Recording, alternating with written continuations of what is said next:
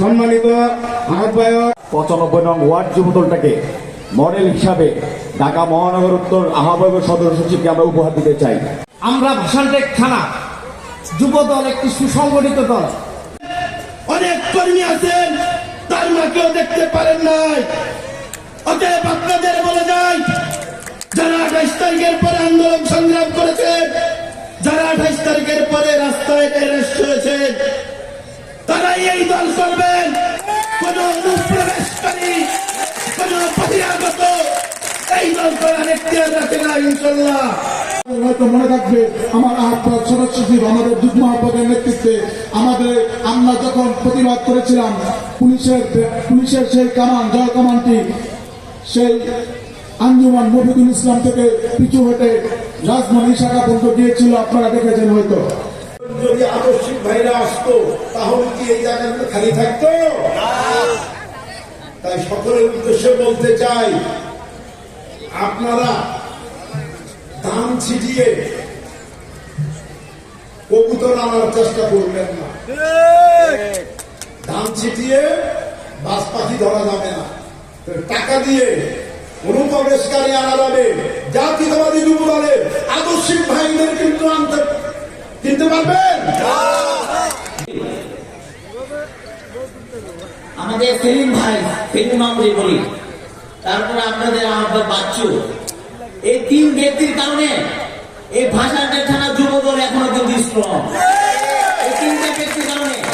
কারণ আমি 28 অক্টোবর যখন জেলেছিলাম, আমার বন্ধু আপনাদের ইব্রাহিম খলিল, আমাদের বন্ধু লাগে, আমার বন্ধু ইব্রাহিম খলিল যেভাবে এই দলটা সুসংগঠিত করে রেখেছিল, যেভাবে আপনারা অ্যারেস্ট হয়েছেন, বিভিন্ন পুলিশ বিভিন্ন জিনিস দিয়েছে আপনাদেরকে, পুলিশ কারাগারে পাঠিয়েছে, সবকিছু সাপোর্ট কিন্তু ইব্রাহিম করে দিয়েছে না? তেমনি বাইরে থেকেও আপনাদের সেলিম মামু যেভাবে আপনাদের সহযোগিতা করছে, অন্য কেউ সহযোগিতা করতো না। তারপর আরেকটা ব্যক্তি আপনাদের এই যুবদলের আহ্বায়ক মনিরুল ইসলাম সেলিম বাচ্চু, যত কষ্ট হোক, যত কিছু হোক, আপনাদের পাশে ছিল। আমি দেখেছি যত প্রোগ্রাম হোক, যত সমাবেশ হোক, যত মহাসমাবেশ হোক, মানববন্ধন হোক, আপনাদের পাশে থেকে আপনাদের সমস্ত কিছু দিয়ে আপনাদের সাপোর্ট দিয়েছে। চাকরির দাবিতে রাস্তা অবরোধ করছে, রিক্সা চালানোর দাবিতে রাস্তা অবরোধ করছে। গতকালকে আবার আরেকটি নয়া অবরোধ দেখলাম। নয়া অবরোধ কোনটা? শাহবাগে লোকজন জড়ো হয়েছে যে বিনা জামানতে নাকি 1 লক্ষ টাকা করে কিস্তি দিবে সুদহীন ভাবে। এই কথা বলে ঢাকা সহ ঢাকার বাইরে থেকে বিভিন্ন জায়গা থেকে প্রলোভন দেখিয়ে লোকজন এনে শাহবাগে তারা অবরোধ করেছে, জড়ো করেছে। আমরা গতকালকে আবার দেখেছি কি, উস্কানি দাতা হিন্দু সম্প্রদায়ের মধ্যে সবচেয়ে উগ্রপন্থী ইসকনের নেতাকে গ্রেফতারের প্রতিবাদে তারা আবার শাহবাগে তারা আবার অবরোধ করেছে, রাস্তা আন্দোলন করে।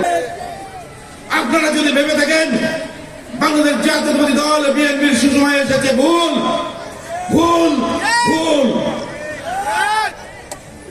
শুনুন, 5ই আগস্টের আগে আপনারা ভাষানটেক থানা যুবদল যেভাবে সজাগ ছিলেন, সতর্ক ছিলেন, অতন্ত্র প্রহরীর মতো ছিলেন, আপনারা আজকে থেকে আবার সেরকম ভাবে সতর্ক থাকুন, সজাগ থাকুন, অতন্ত্রী প্রহরীর মতো পাহারায় থাকুন।